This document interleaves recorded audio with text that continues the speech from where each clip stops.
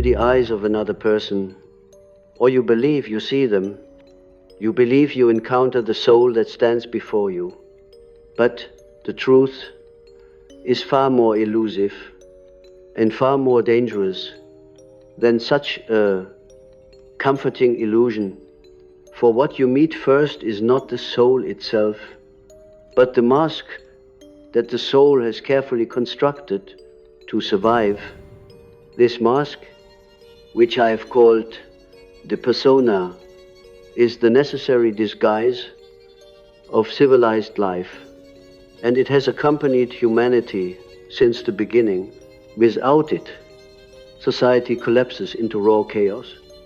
Yet, with it, the soul suffocates, the truth is distorted, and the individual forgets who he is. You must understand, the mask is not evil in itself. Just as an actor wears a costume to embody a role, so too does the psyche clothe itself in a persona to inhabit the stage of society. We are born into families, cultures, religions, expectations, all of which demand that we play our part. From the earliest cries of childhood, the mask is placed upon us, fitted by the hands of parents and teachers, refined by the gaze of peers, reinforced by the laws and customs of the tribe. Be good, they say, be strong, be obedient, be respectable. And so we oblige, we bend, we polish, until the mask begins to cling to our very skin. But here is the paradox. The more faithfully we wear the mask, the further we drift from the inner truth. The mask whispers, this is who you are. But beneath it, the soul stirs in protest. The unconscious, silenced and ignored, gathers shadows in its depth, preparing to erupt. And when that eruption comes through illness, dreams, obsessions, conflicts, betrayals, we are forced to see that the people around us, and even ourselves, are not who we thought they were. You may have experienced it. The sudden revelation that the smiling friend is a stranger, that the devoted lover is a deceiver, that the respected leader is a hypocrite. But perhaps the most disturbing moment is when the mask slips from your own face, when you hear words escaping your mouth that do not belong to you, when you catch a glimpse of your reflection and wonder, who is that person? How did I become this? This moment is not an accident. It is the soul demanding that you wake from the trance of persona. In myth and dream, the mask appears as the enchanted veil, the enchanted disguise that hides the true nature of the character. The trickster wears masks to deceive, but also to reveal. The God who comes in disguise tests the hearts of men, separating the false from the true. So it is with your own psyche. The persona is necessary, but it is also a test. Will you mistake the mask for your true identity? Or will you learn to recognize it as a tool, a role, a necessity of survival, and then dare to step behind it? The danger is not in wearing the mask. The danger is in forgetting that you are wearing one. When man identifies wholly with his persona, he is lost. He becomes a puppet of collective expectation. He no longer knows his own soul. He has traded his inner truth for the approval of the crowd. He is praised, admired, envied, perhaps, but hollow, like an actor who never leaves the stage. He has no home to return to, no inner chamber where he can be naked and unashamed. And so the crisis comes. It may arrive in the middle of life, when all the roles have been dutifully performed husband, wife, father, mother, worker, citizen, and yet an unbearable emptiness gnaws at the spirit, or it may come in youth, when the soul rebels violently against the false mask pressed upon it, seeking refuge in art, in dreams, in rebellion, in madness. In every case, it is the same confrontation. You are not who you think you are, and neither are the others around you. When I studied dreams, I saw the mask again and again. It appeared as the false face, the painted smile, the grotesque carnival mask, the wooden figure with lifeless eyes. The dreamer would run from it, or wear it, or struggle to tear it off. These dreams were messages from the unconscious. Look deeper. Do not be deceived by appearances. There is something more, for the unconscious always strives toward wholeness. And wholeness cannot be found while clinging to illusion. Let me give you an example. A man dreams of attending a masquerade ball. Everyone wears beautiful masks, glittering, seductive. He too wears a mask, but as the night progresses, he feels suffocated. He tries to remove it, but it clings to his face. Suddenly he realizes that behind every mask is not a face, but another mask, and another, and another. Panic seizes him. He wakes, drenched in sweat. What does this dream reveal? It shows that his life has become a prison of appearances. He plays so many roles: dutiful husband, ambitious worker, respectable citizen, that he no longer knows his own essence. His unconscious cries out, "Who are you beneath the masks?" In analysis, such a man will resist. He will defend the mask because it has brought him approval and success. But the deeper work is relentless. The unconscious does not permit lies forever. Sooner or later, the cracks appear, dreams intensify, relationships break down, the soul refuses to be silenced. Only then does he confront the truth. The mask is not the self, yet the warning goes further. For masks are not merely personal, they are archetypal. The collective unconscious has created eternal masks that all humanity wears: the hero, the victim, the sage, the seducer, the mother, the king. These masks are as old as myth, as enduring as the gods. They live within us, and they demand to be played out. When you meet another person, you may believe you are meeting their individuality, but very often you are meeting an archetypal mask, worn unconsciously, animated by forces beyond personal will. This is why relationships so often deceive us. The lover appears as savior only to become persecutor. The friend appears as loyal companion only to reveal betrayal. The leader appears as prophet only to collapse into tyranny. We project the archetypal mask upon them, and they project theirs upon us. And in the dance of these masks, truth is obscured. The soul of the other remains hidden, sometimes forever. What then are we to do? Shall we tear away every mask and live naked before the world? No, that is impossible, and even dangerous. For without the mask, society disintegrates. Civilization itself depends on the persona. You cannot walk into the marketplace with your unconscious raw and exposed. You cannot share your dreams and wounds with every stranger you meet. The mask is necessary, but you must know the mask for what it is. You must recognize when you are playing a role and refuse to let the role consume your soul. You must learn to enter the mask and leave it, as an actor enters and exits the stage, and you must cultivate a sacred space within yourself where no mask is worn, where the soul may breathe freely, where you remember who you are when no one is watching. This is why solitude is essential. Without solitude, you will forget your own face. The crowd will seduce you, the persona will harden, and the soul will suffocate.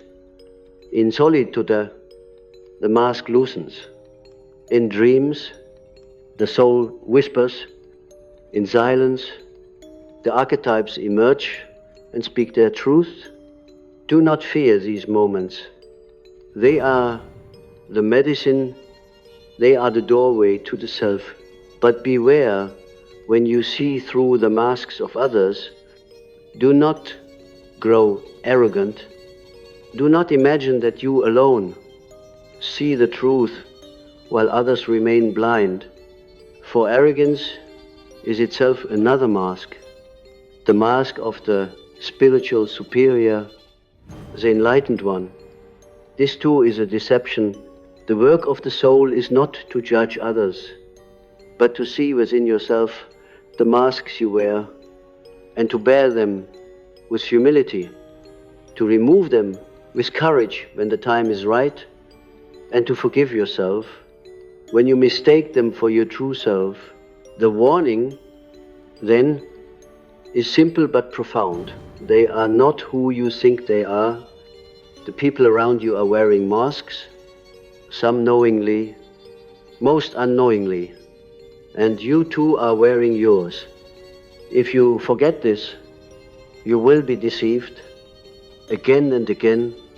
But if you remember, if you keep awake, you will learn to see the flicker of the soul behind the mask, the subtle movements of the unconscious, the archetypal energies at play.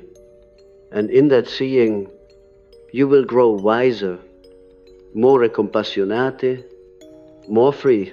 For freedom is not found in tearing away the mask of society. Freedom is found in knowing the difference between mask and soul, between appearance and essence, between role and truth. This knowledge is hard-won. It requires the courage to look into your own shadows, to face the chaos beneath the mask, to admit that you are not who you thought you were. But beyond that chaos lies wholeness. Beyond the mask lies the self, the totality of your being, the divine spark that no role can contain. This is where the journey leads, not to the destruction of the mask, but to its integration. You will wear it, but it will not own you. You will act your roles, but you will not mistake them for the truth. You will live among masks, but you will not be deceived. And when you look into the eyes of another, you will not cling to the illusion of their mask, but you will seek patiently, reverently, for the soul behind it. The mask, when it is polished too brightly, begins to blind us. It shines with such brilliance that others are dazzled, and we ourselves are seduced. But remember this, every light casts a shadow. The more radiant the persona, the deeper and darker the shadow it conceals. This is why you must be cautious of those who appear too perfect, too noble, too self-assured. Their mask is thick, and behind it, the unconscious gathers forces that will one day erupt. I have often said, the shadow is the part of ourselves that we do not wish to see. It is the rejected, the repressed, the unloved within us, and the stronger our attachment to the mask, the more ferociously we cast our shadow away. If I wear the mask of the righteous, my shadow will contain the sinner. If I wear the mask of the strong, my shadow will conceal the weak.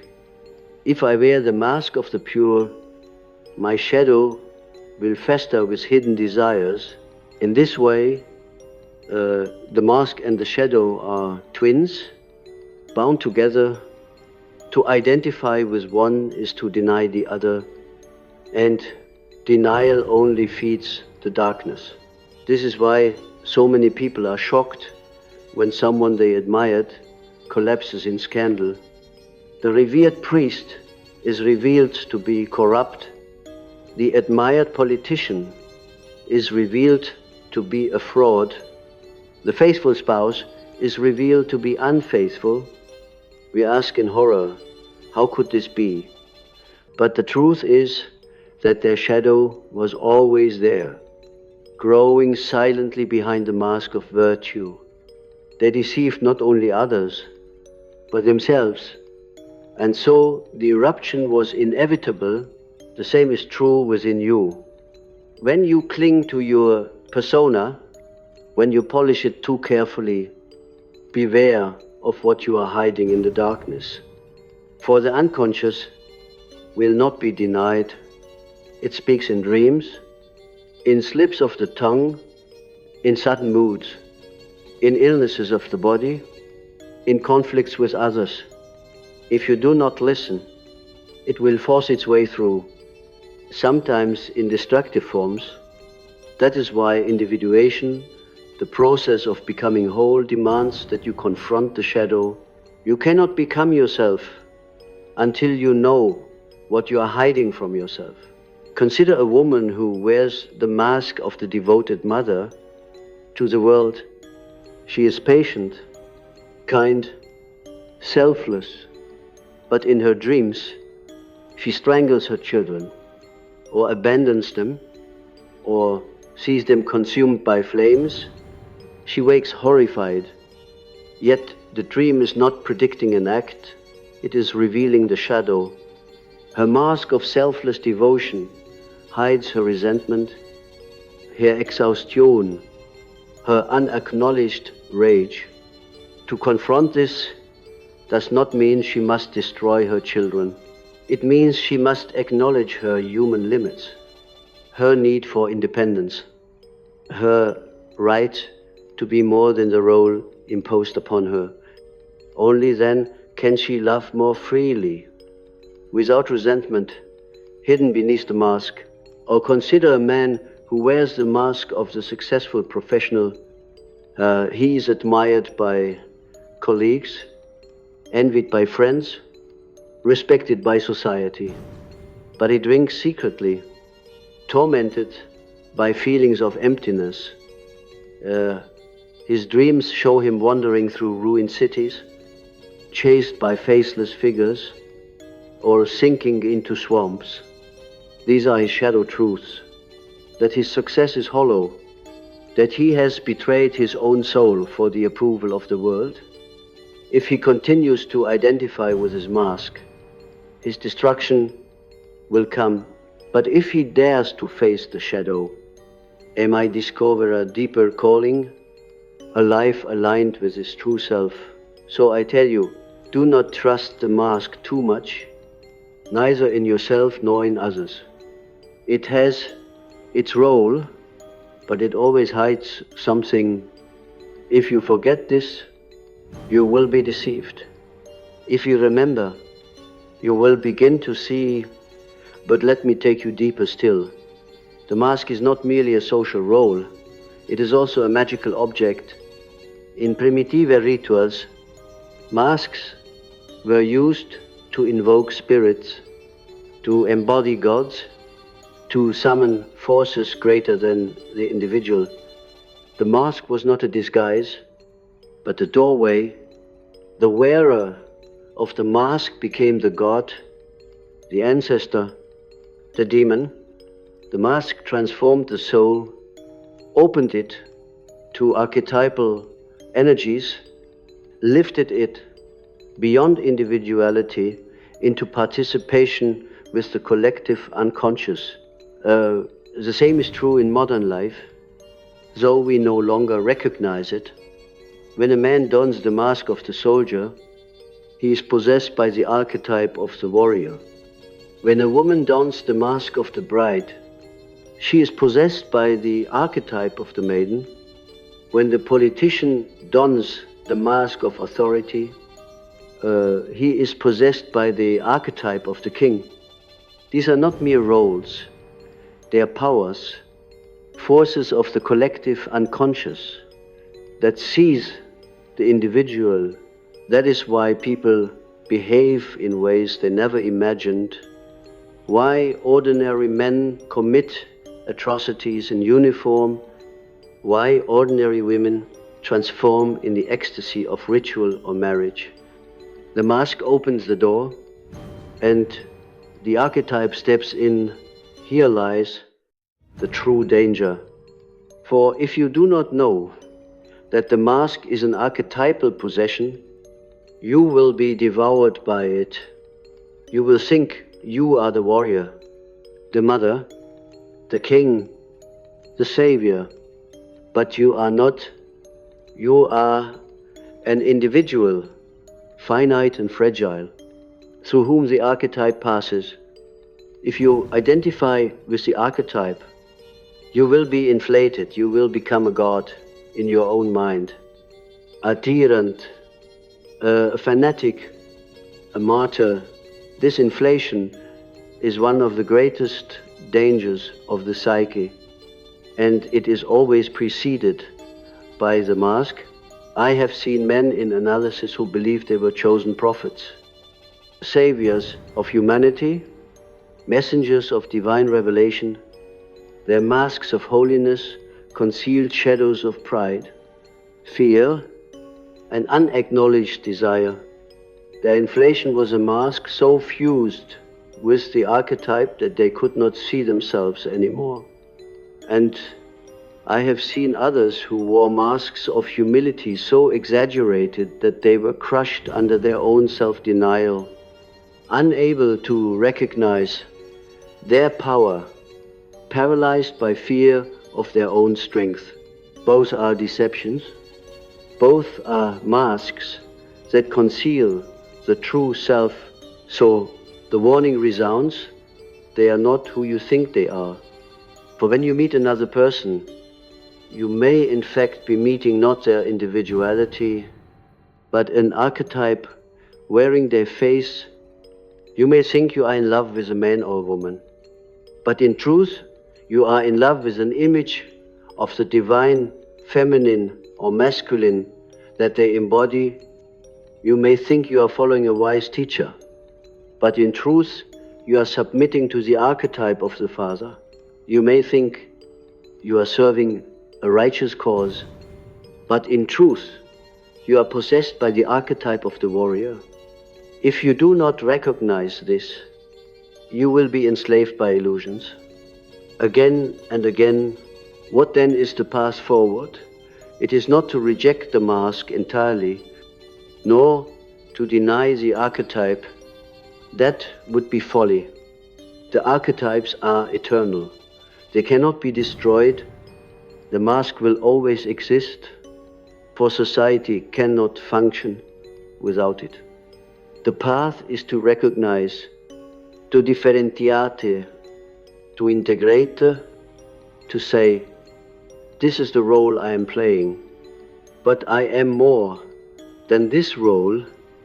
This is the archetype moving through me, but I am not the archetype itself. I am the vessel, not the god. I am the actor, not the mask. And this knowledge frees you. It allows you to live with masks without being deceived by them. It allows you to enter into archetypal energies without being possessed by them. It allows you to love others not as perfect embodiments of archetypes, but as flawed, beautiful souls struggling with their own masks and shadows. And it allows you to encounter yourself not as the mask you show the world, but as the self that exists beyond all roles. Dreams are the great teachers here. In dreams, masks are torn away. Archetypes reveal themselves. Shadows emerge. If you attend to your dreams, you will see through your own illusions. You will see the false face, the grotesque mask, the carnival of appearances, and you will also see the deeper figures, the wise old man, the great mother, the trickster, the shadow twin. Each dream is a lesson, each image a mirror. Do not dismiss them. They are your soul speaking to you, warning you, guiding you. And yet, even as I speak these words, I know how difficult this path is. The mask is seductive. It offers safety, approval, success. To strip it away feels like death. Indeed, many resist until they are broken by illness, by loss, by betrayal, by despair. Only when the mask cracks under the weight of suffering do they begin to seek their true face. This is why suffering is often the beginning of individuation. The mask fails and the soul awakens.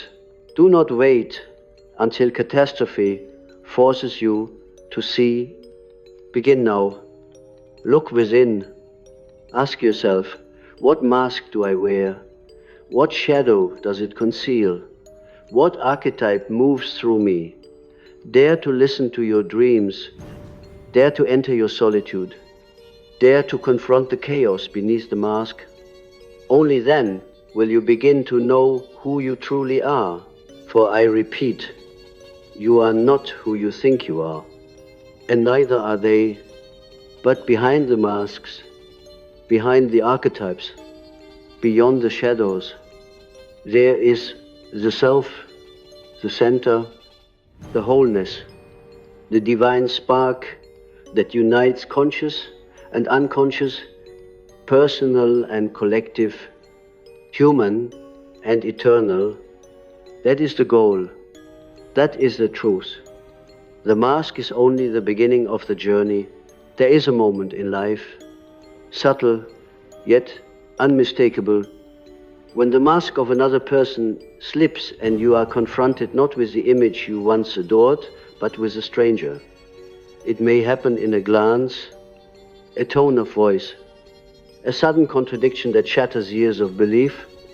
You realize that the one you trusted, the one you loved, was never who you imagined. This is a wound, a piercing of the heart, for it does not simply expose the other, it exposes you. It reveals that you were complicit in the illusion, that you fell in love not with their soul, but with the mask they wore and the mask you projected upon them.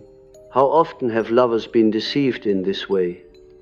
The woman who imagines her beloved as a savior, strong and noble, only to discover cruelty beneath. The man who believes his beloved to be pure and angelic, only to discover desires he cannot comprehend. Both are shattered, but what truly collapses is the fantasy, the illusion, the mask. Love, in its unconscious form, is often not love at all, but projection, the encounter of archetypal masks reflected back to us. The beloved becomes the screen upon which we cast the inner images of our anima or animus, the eternal figures of the inner feminine and masculine. This is why relationships so often begin in ecstasy and end in despair. At first, the mask is radiant, and we believe we have found the missing half of our soul. But inevitably, the mask begins to crack, and the shadow of the beloved emerges. Then comes the disillusionment, the pain, the anger. Yet, this is not a tragedy, it is an initiation. For only when the mask falls can you begin to encounter the true other, not as a projection of your archetypes, but as a soul in their own right, struggling with their own masks and shadows. The same applies to friendships, to mentors, to leaders. You see a wise guide, a heroic figure, a loyal companion, but beneath every mask is a shadow, and beneath every shadow is a soul that suffers and struggles like your own. If you demand perfection, you will always be disappointed. If you cling to the mask, you will always be deceived. But if you accept that the mask is a role and the shadow is inevitable, then you will learn to love more truly, to trust more wisely, to forgive more deeply. Let us go further. When betrayal strikes, when the mask of another shatters before your eyes, the temptation is to turn away in bitterness. They lied. You say, they deceived me, and perhaps they did. But you must also ask, what mask did I place upon them? What illusions did I willingly embrace? The unconscious is never innocent in these matters. You are drawn to the masks that reflect your inner needs. The savior appears when you feel helpless. The lover appears when your own inner soul longs for union. The betrayer appears when your shadow demands recognition. In this way, every mask you encounter in the world is also a mirror of your own psyche. This is why I say, they are not who you think they are, and you are not who you think you are. Life is a hall of mirrors, masks reflecting masks, projections meeting projections. To awaken is to step out of this carnival of illusions and to ask with courage, what is real, what is mine, what belongs to the other, what is a mask, and what is the soul? Dreams again are the faithful teachers here. A woman dreams that her husband has two faces, one smiling, one grimacing. She wakes disturbed. The dream reveals that her conscious image of him, the smiling mask, is incomplete. The unconscious shows her the hidden face, the unspoken feelings, the shadow of the relationship. If she denies this, she will continue to be deceived. If she accepts it, she may learn to see him more fully, and perhaps to see herself more fully as well. Or a man dreams that he is chasing a beautiful woman, but when he catches her, her face dissolves into a skull. He wakes in horror. What does this reveal? That his desire for beauty is bound to the fear of death? That the mask of Eros conceals the archetype of mortality? That his pursuit of the feminine is haunted by his unacknowledged shadow of despair? To ignore this would be to continue chasing illusions. To confront it would be to deepen his soul. Masks are never stable. They crack, they shift, they betray themselves. This is not failure, it is necessity. The psyche cannot sustain illusion forever. The unconscious demands truth, and truth breaks through. Sometimes gently, sometimes violently. You may experience it as a sudden conflict, a collapse of certainty, a betrayal, a loss of trust, but beneath the pain is liberation. The soul insisting that you see more deeply. Think of the myth. The hero is deceived by a god in disguise. The lover discovers the true identity of the beloved. The disciple sees through the false prophet. These stories are not merely entertainment. They are archetypal patterns of the human soul.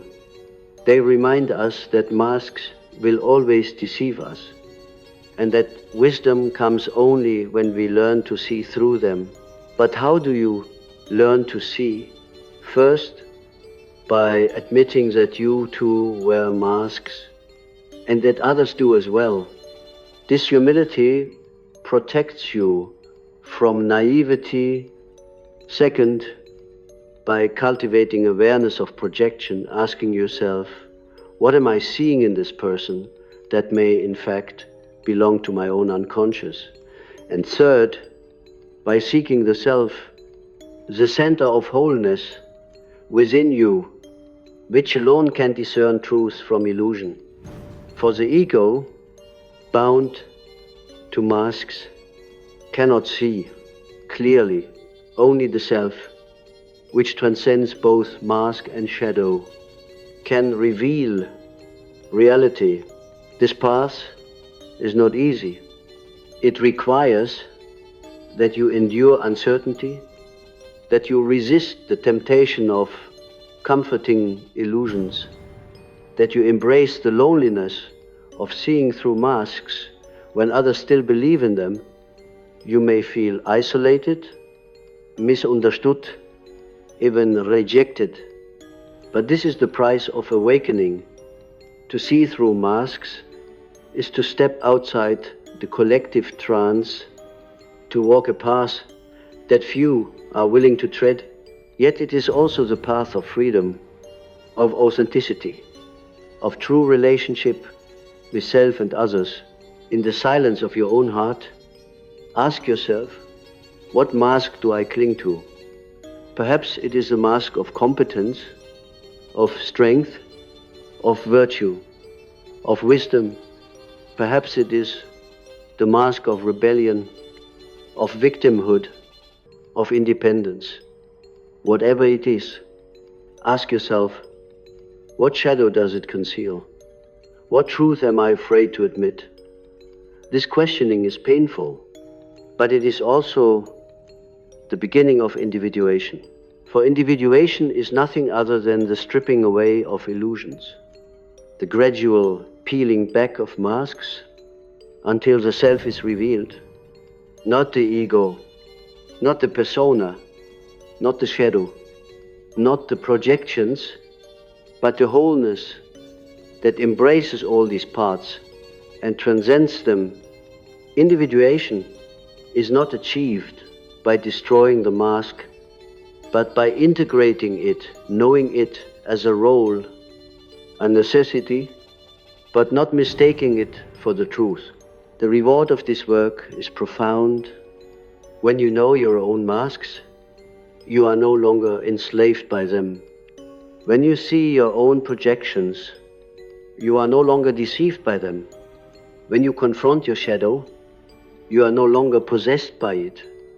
And when you encounter others, you can see beyond their masks to the soul within, fragile and eternal, struggling as yours does.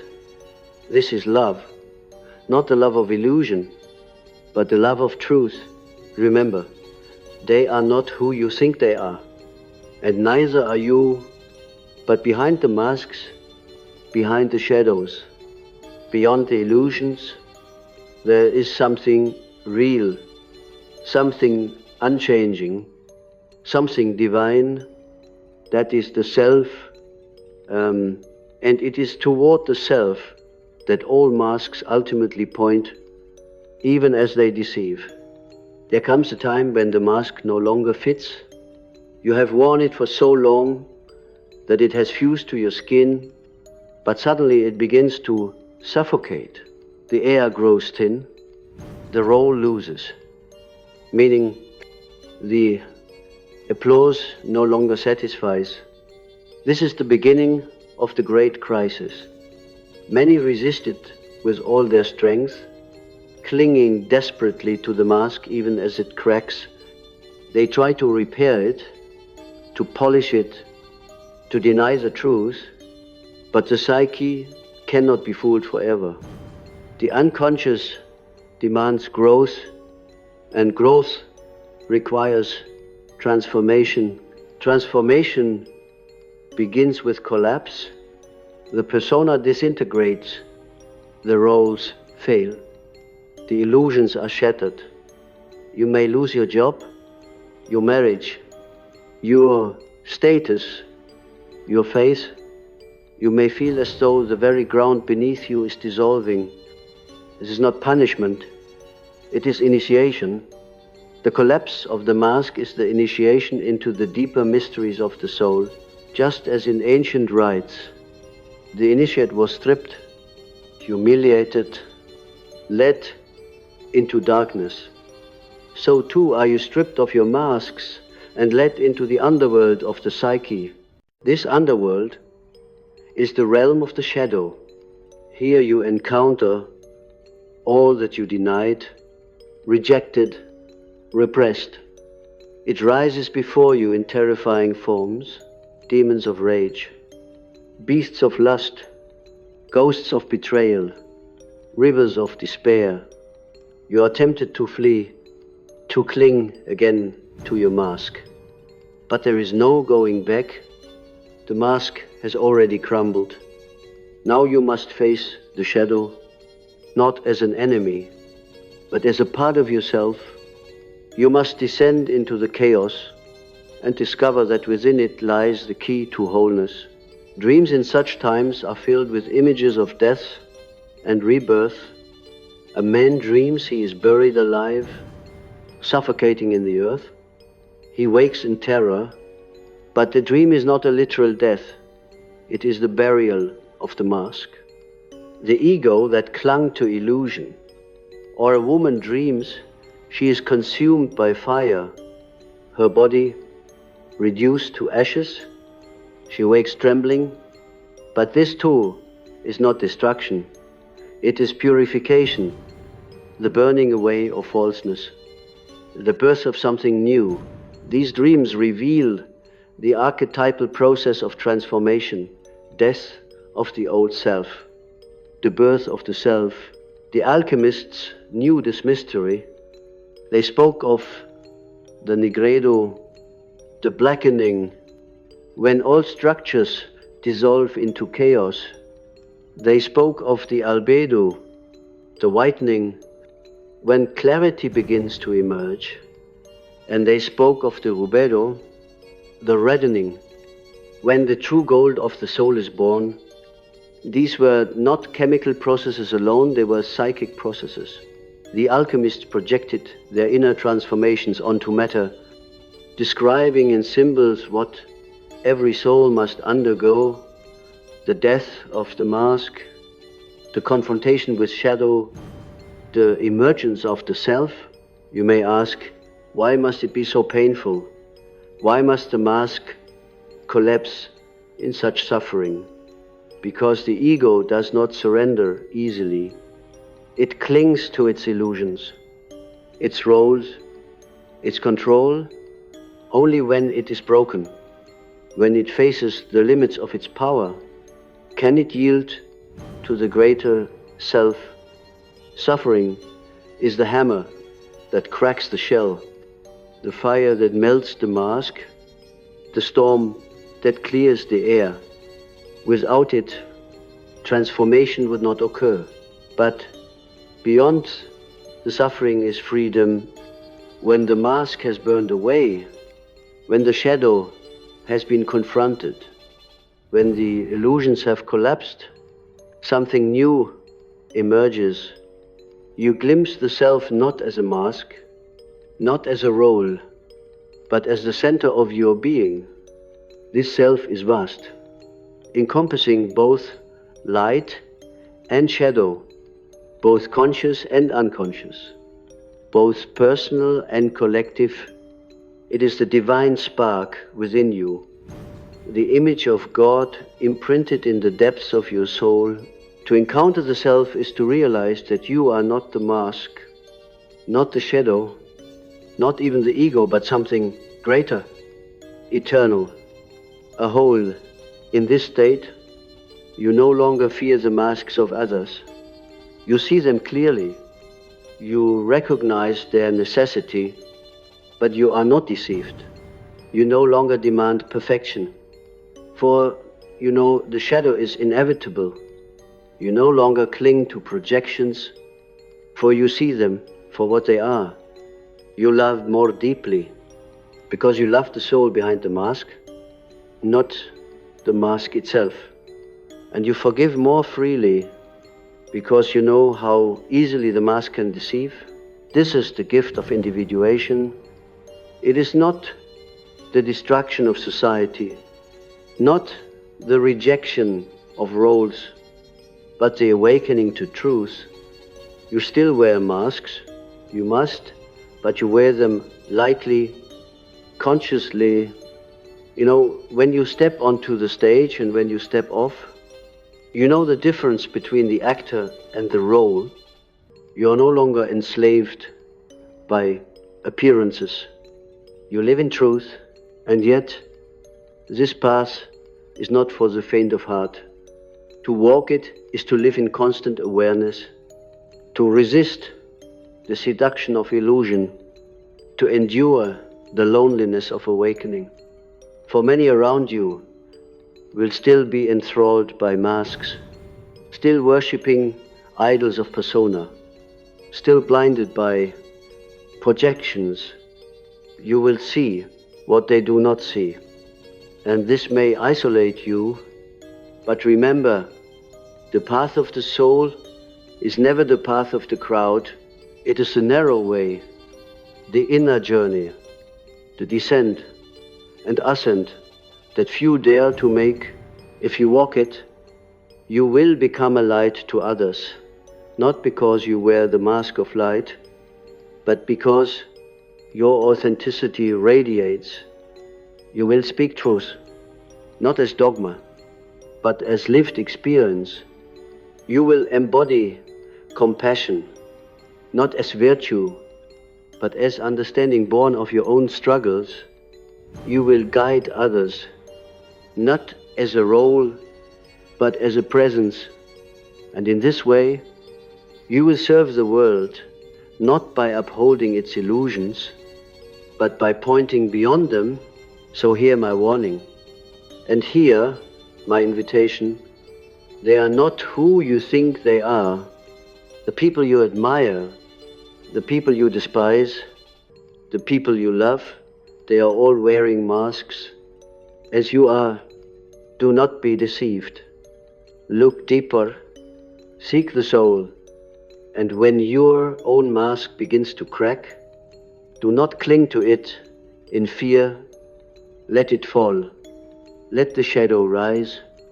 Let the fire consume. For beyond the mask, beyond the shadow, beyond the suffering, lies the self, the truth of who you are, the wholeness that unites all opposites, the eternal center that no mask can ever conceal. This is the work of a lifetime.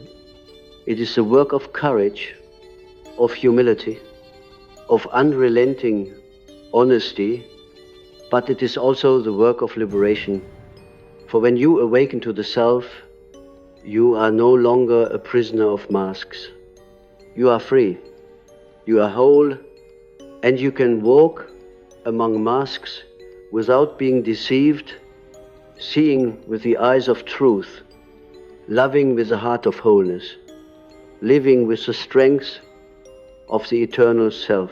And so I leave you with this. When you look into the eyes of another, remember that you see only the mask. Do not cling to it. Do not judge it. Do not fear it. Seek instead the soul behind it. And when you look into the mirror, remember that the face you see is also a mask. Do not mistake it for your essence. Seek instead the self that lives beyond all masks, the light that no illusion can extinguish. That is your truth. That is your destiny. That is the call of individuation.